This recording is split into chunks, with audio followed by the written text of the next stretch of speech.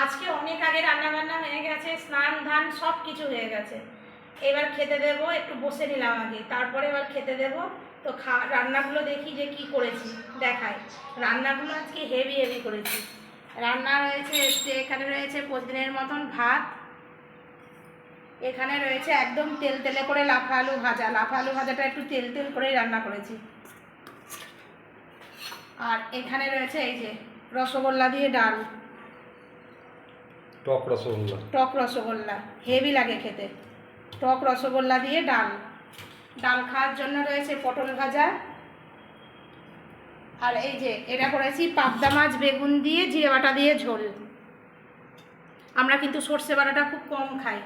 পাবদা মাছ করেছি জিরে বাটা দিয়ে, একদম বেগুন দিয়ে লাল লাল কালার করে ঝোল করেছি।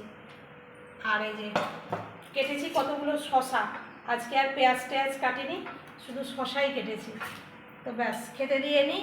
টাটা